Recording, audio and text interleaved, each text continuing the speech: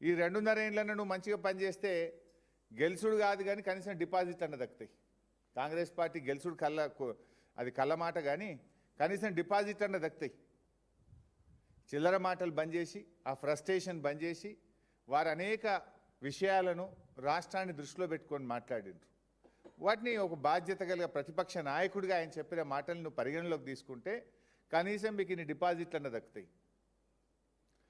నిన్న మధ్యాహ్నం దాకా కూడా మీరు చూసింది ఇంకో డ్రామా నడిపిండు రేవంత్ రెడ్డి గారు. నేను ఢిల్లీకి పోతే సీఎంఓ నుంచి లీకులు ఇచ్చుడు, మీడియా వాళ్ళకి చెప్పి బ్రేకింగ్లు పెట్టించుడు. అంటే నీకు విషయం ఉన్నోడు ఈ పని చేయడు, విషయం లేని వాళ్ళే ఈ చిల్లర పనులకు దిగుతుంటారు. నేను మా పార్టీ అధినేత గౌరవనీయులు కేసీఆర్ గారి సూచన మేరకు వారి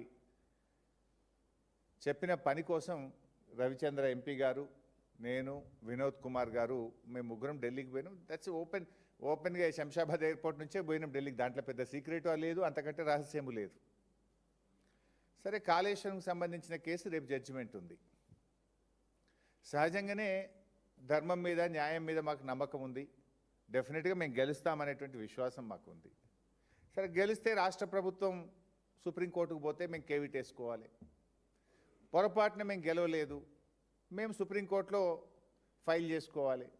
దానికి కూడా సీనియర్ న్యాయవాదులు ఎంగేజ్ చేసుకోవాలి. ఒక రాజకీయ పార్టీగా నీ కుట్రలు, నీ అక్రమ కేసులను డెఫినెట్గా ఎదుర్కోవడానికి న్యాయ వ్యవస్థలో మాకుండే అవకాశాలని మేము చేసుకుంటాం. అదేవిధంగా మీ రాహుల్ గాంధీ ఏమో రాజ్యాంగాన్ని చేతిలో పట్టుకొని నేనే రాజ్యాంగ పరిరక్షణ లెక్క ఆయన పోజులు ఇస్తాడు. నువ్వేమో రాజ్యాంగ భక్షకుడివి, బీఆర్ఎస్ ఎమ్మెల్యేలను లాక్కుంటివి. ఆ కేసు కూడా మే 6వ తేదీన హైకోర్టులో రాబోతూ ఉంది. సో దానికి కూడా సీనియర్ న్యాయవాదులను ఎంగేజ్ చేసి తప్పకుండా అక్కడ బీఆర్ఎస్ గెలిచే విధంగా ఇప్పటికే సుప్రీంకోర్టు మొట్టికాయలు వేసింది. సరే, అది ఎంత దుర్మార్గంగా ఉందంటే కాంగ్రెస్ పార్టీ బీఫామ్ మీద ఎంపీగా పోటీ చేసి నేను ఇంకా బీఆర్ఎస్లే ఉన్నానని ఎమ్మెల్యే చెప్పడం ఒక నేరం అయితే, ఇంకా స్పీకర్ గారు అయితే లేలే ఆయన బీఆర్ఎస్లే ఉండడానికి స్పీకర్ తీర్పు ఇవ్వడం ఇంకా ఘోరం. సరే, వీటన్నిటి సంగతి కూడా రేపు న్యాయస్థానాల్లో తప్పకుండా మేము గెలుస్తాం, మాకు నమ్మకం ఉంది. దానికి సంబంధించి కూడా సీనియర్ న్యాయవాదులను ఎంగేజ్ చేసి ఫర్దర్గా కేసు పర్సుయేషన్ కోసం కూడా మాట్లాడడానికి వెళ్ళాం. వీటితో పాటు మరో ముఖ్యమైన విషయం కూడా ఉంది నిన్న ఢిల్లీకి వెళ్ళిన దాంట్లో. అదేంటి? బ్యాగుల కేసు. బ్యాగుల కేసు ఒకటి ఉంది కదా, ఓట్ ఫర్ నోట్ కేసు. ఆ కేసు కూడా రేపు సుప్రీంకోర్టులో మధ్యాహ్నం 3:30కు వస్తుంది. రేపు మధ్యాహ్నం 3:30కు రేవంత్ రెడ్డి పట్టపగలు 50 లక్షల నగదుతో బ్యాగులతో దొరికిన కేసు రేపు మధ్యాహ్నం 3:30కు సుప్రీంకోర్టులో వస్తుంది. సో ఈ ఓటుకు నోటు దొంగ భరతం పట్టడానికి కూడా నిన్న ఢిల్లీలో న్యాయవాదులతో మాట్లాడడానికి వెళ్ళాం. రెడ్ హ్యాండెడ్గా నువ్వు పట్టపగలు దొరికినావు. కానీ ఇవాళ ఏమైపోయింది? కంప్లైనెంటు నువ్వే, ముద్దాయివి నువ్వే అయిపోయినావు. దురదృష్టవశాత్తు నువ్వు రాష్ట్రానికి హోంమంత్రివి నువ్వే, ముఖ్యమంత్రివి నువ్వే. ఓటుకు నోటు కేసులో పట్టపగలు రెడ్ హ్యాండెడ్గా దొరికిన దొంగవు నువ్వే. రెండు నువ్వే అయిపోయినావు ఇప్పుడు. సో నువ్వేం చేస్తున్నావు ఇప్పుడు? ప్రభుత్వం తరఫునేమో ఒక పేరు, మనం ఎప్పుడు పేరు వినని ఒక నామమాత్రపు న్యాయవాదినేమో ప్రభుత్వం తరఫున పెట్టిండు. ఇక దొంగ కదీనా. రేవంత్ రెడ్డి తరఫునేమో ప్రముఖ పేరుగాంచిన, భారతదేశంలోనే పేరుగాంచిన అడ్వకేట్లను ఆయన పెట్టుకున్నాడు. ఇది మాకు తెలియదా ఒక ప్రతిపక్షంగా?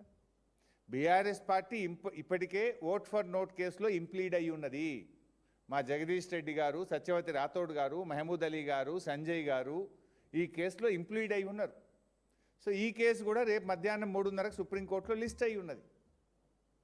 మాకు మా న్యాయవాదులు ఆల్రెడీ ఇండికేషన్ ఏమి ఇచ్చిండ్రు? గవర్నమెంట్ తరఫునేమో గౌరవ్ అగర్వాల్ అని, మనమైతే పేరు ఎప్పుడు వినలే, ఒక న్యాయవాదిని పెట్టిండ్రు. కానీ అదే రేవంత్ రెడ్డి తరఫున, అంటే ఎవరు? ఓటుకు నోటు కేసులో బ్యాగులతో పట్టబగలు దొరికిన ముద్దాయి తరఫున ఎవరిని పెట్టిండ్రు? ముకుల్ రోహిత్గిని, సిద్ధార్థ్ లూత్రా అనే అడ్వకేట్లను పెట్టిండ్రు. అంటే ఇక్కడ దొంగ చీకటి ఒకటి అయినట్టు అయిపోతుంది. ప్రభుత్వం తరఫునేమో ఒక చిన్న న్యాయవాది, కానీ ముద్దాయి తరఫున నోట్ల కట్టలతో దొరికిన దొంగల తరఫున ఎవరిని పెట్టుకున్నారు? ముకుల్ రోహిత్గిని, సిద్ధార్థ లూత్రాని అడ్వకేట్ని పెట్టిండ్రు.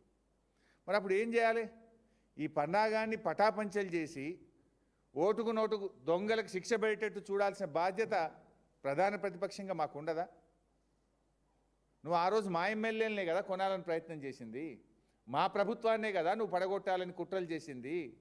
సమైక్యవాదులతో చేతులు కలిపి ఆనాడు మా ప్రభుత్వాన్ని పడగొట్టాలని నువ్వు ప్రయత్నం చేస్తే నీకు శిక్ష పడాలి కదా.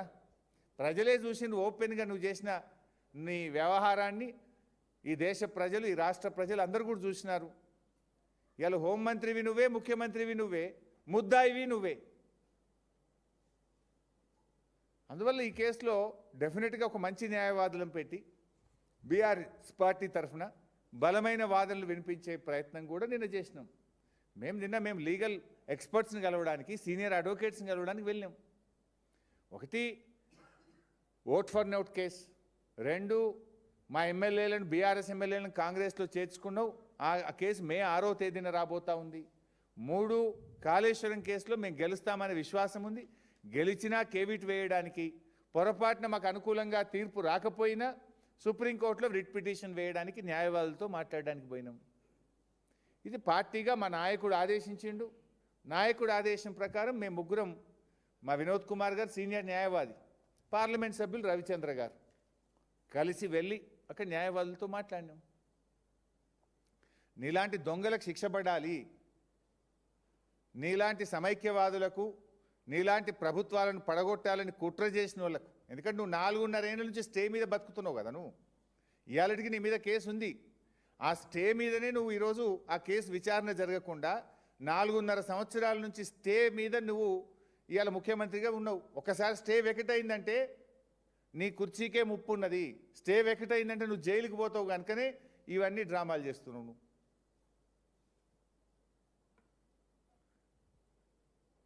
ఇవాళ మొన్న ఏం జరిగిందో నేనే బయట పెట్టినా.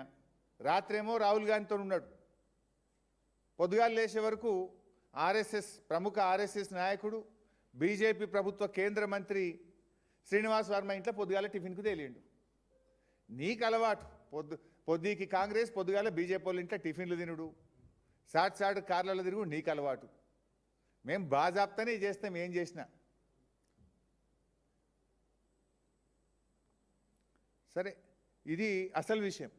మేము పోయింది ఓటుకు నోటు కేసులో దొంగను శిక్ష పడే విధంగా మేము మా పార్టీ తరఫున ఇంప్లీడ్ అయినాం. మేము కూడా సీనియర్ న్యాయవాదులను ఎంగేజ్ చేసి, మా సీనియర్ న్యాయవాదులు రేపు కోర్టులో బలమైన వాదనలు వినిపించడానికి న్యాయవాదులతో మాట్లాడడానికి వెళ్ళాం. అది రేపే ఉంది కేసు. రేపు ఉదయం కాళేశ్వరం కేసు ఉంది, సాయంత్రం ఓట్ ఫర్ నోట్ కేసు ఉంది. సో డెఫినెట్గా మేము వెళ్తాం కదా. నువ్వు మా ప్రభుత్వాన్ని కదా కూలదోయాలని ప్రయత్నం చేసింది. ఆ రోజు నేను శాసనసభ వ్యవహారాల మంత్రిని. ఇట్లా పోతేగా రేవంత్ రెడ్డి గారు, ఆయన కథలు మనం చూసినాం. రైతు భరోసా నిన్ననన్న మొత్తం వేస్తాడేమో అనుకున్నాం. ఆ రోజు సిద్దిపేటకు వస్తే నిలదీస్తారని చెప్తే 1 ఎకరానికి వేసిండు. నిన్న కేసీఆర్ గారు జగిత్యాలకు వస్తే మళ్ళీ 1 ఎకరానికి వేసిండు. మరి మిగతాది ఇంకెప్పుడు వేస్తావు?